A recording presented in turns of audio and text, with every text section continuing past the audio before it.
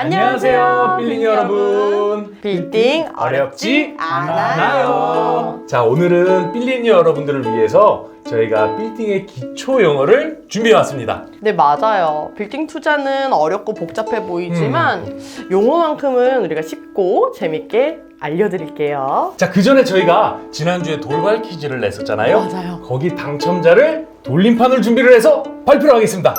그러면 신디쌤이 돌림판을 준비를 해주시고 저는 댓글들을 살짝 읽어드릴게요. 네. 짜란! 자, 이거 보이시나요? 와. 저희 빌딩 유치원을 사랑하시는 분들이 이렇게 댓글을 많이 달아주셨고요. 너무너무 재밌게 잘 봤습니다. 정답 이행 강제금이요.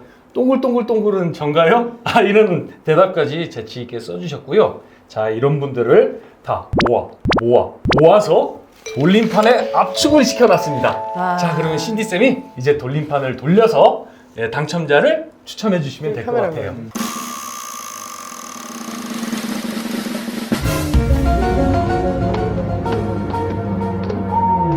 자, 빌린 여러분, 제 1교시에는 저희 신디쌤과 저 제임스쌤이 빌딩 투자 시에 꼭 알아야 될 기초 중에 기초, 빌딩 용어를 배워볼 거예요. 자, 건물주 세입자는 정말 쉬운 말인데 그런데 이게 임차인, 임대인 용어가 비슷해서 이거 헷갈리더라고요. 헷갈릴 수 있어요. 한 글자 차이니까요. 그렇죠. 자, 오늘부터 잘 기억하는 거예요. 임대인이 건물주예요. 그래서 임차인은 건물에 임차를 한 임차 세입자예요. 헷갈리지 마세요. 근데 혹시 제임스 쌤, 네? 전대차는 뭔지 아세요? 전대차. 그게 혹시 임차인이 다시 임차를 준다. 뭐 이런 뜻이 아닐까요? 약간 비슷했어요. 네. 맞아요. 전대는 임차인이 임차한 상가를 또 다른 제3자가 사용 수익할 수 있게 임대를 준 거예요. 근데 이 전대는 임차인이, 제가 이제 임대인이고 제 임차인이에요. 네. 마음대로 전대인을 막 이리 와서 장사하세요, 여기서 이거 하세요 라고 할 수 있을까요? 없을까요? 없어요. 맞습니다. 요거는 임대인이 동의를 해줘야, 동의를 정확히 해줘야 가능한 겁니다. 그러니까 그냥 임의로 하면 안 됩니다. 임차인, 임대인, 전차인, 전대인. 이렇게 용어를 잘 설명을 해주셔서 정말 정리가 잘 된 것 같아요. 그런데 신디쌤, 길을 가다 보면은 현수막에 임대면적, 전용면적? 뭐 이런 현수막들이 많이 붙어 있는데 전용면적과 임대면적이 뭐죠? 전용 면적은 임차인이 실제로 사용할 수 있는 순수한 공간의 면적이에요. 그러면 전용 면적이 임대 면적보다 적겠네요? 맞죠? 조금 더 쉽게 설명해 볼게요. 자, 전용 면적은 우리 건축물 대장 그때 배웠죠. 네. 건축물 대장에는 층별로 면적이 적혀 있어요.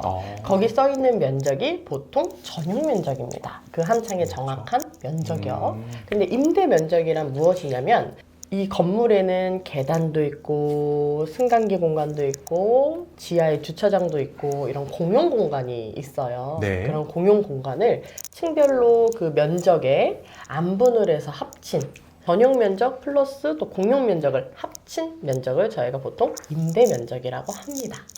그래서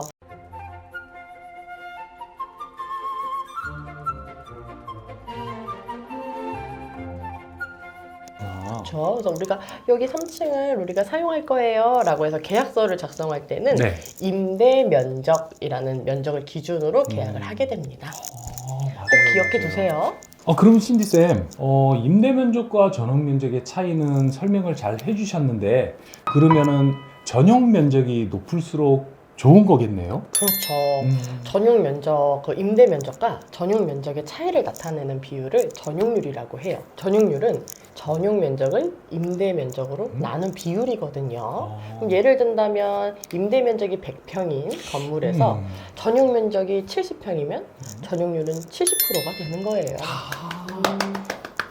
전용률이 높다는 건 실질적으로 임차인이 사용하는 면적이 크다는 얘기이고 이는 높은 임대료를 받을 수 있는 기준이 될 수 있으니까요. 다만 대형 건물들 있죠? 엄청 큰 건물들 같은 경우에는 다양한 편의시설이 많이 있거든요. 그 안에. 그래서 공용 공간도 많고요. 그래서 예외되는 경우도 있어요. 그러니까 참고하세요. 그럼 상업용 건물을 임대할 때 임대료는 어떻게 결정할까요? 평당 임대료라는 용어를 많이 씁니다.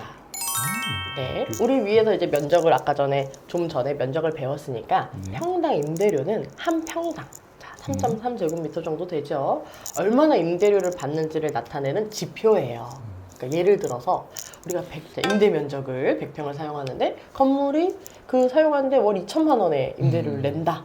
그러면은 평당 임대료는 20만 원이 되는 거죠. 아, 그러면 이 평당 임대료를 주변 임대 시세를 조사를 해서 빌딩 투자에 대입을 시켜서 꼭 실패하지 말고 잘 알아보는 과정을 거치면 좋겠네요. 그럼요. 그럼 2교시에는 네. 우리 케빈 쌤이 굉장히 영어를 또 좋아해요. 아, 영어. 네, 그래서 케빈 쌤이거든요. 유학파 출신이라고 들었는데. 그건 아닌데 네. 좀 더 어려운 아, 대출에 대한 영어를 알려줄 거예요. 아. 우리 같이 케빈 쌤 불러볼까요? 불러볼까요? 케빈쌤!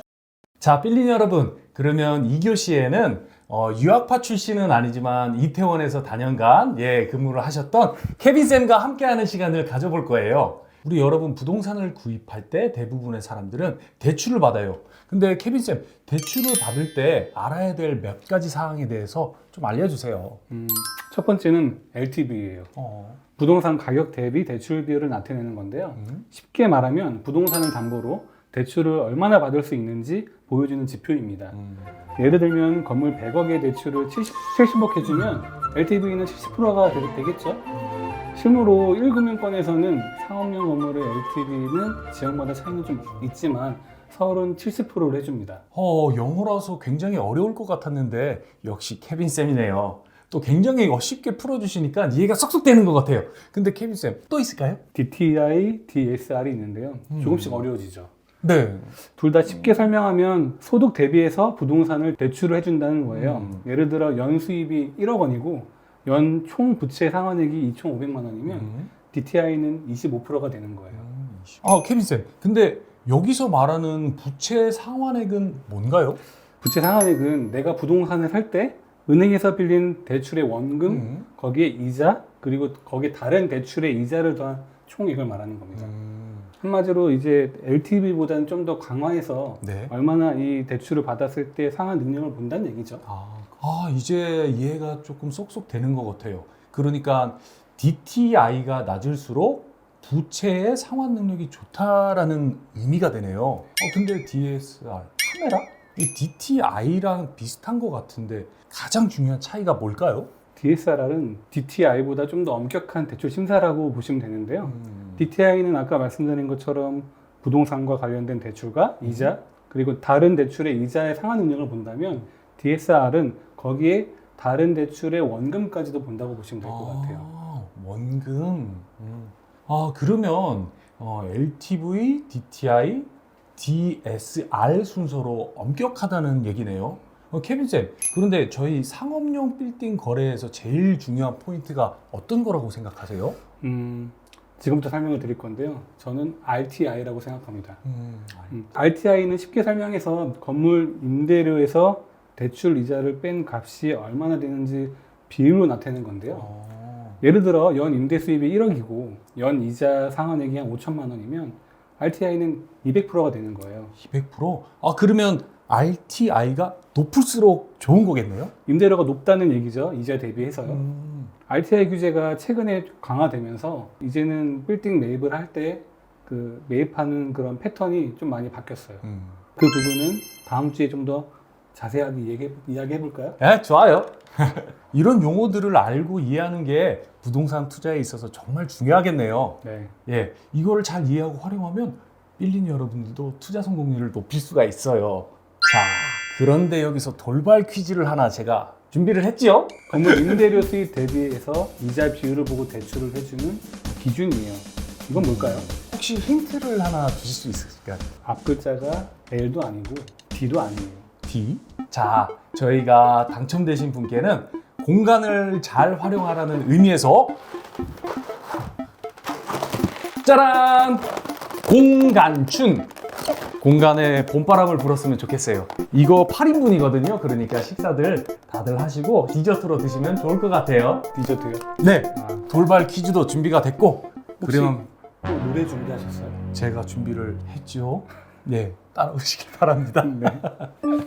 자, 그러면 RTI 우리 알아보아요. 보아요. 평당인 데려도 알아보아요. 보아요. 전용 면적 기억해요. 부채 비용 기억해요. 빌딩 투자 재미있어요. 빌딩원. 수고하셨습니다. 하나, 둘, 셋.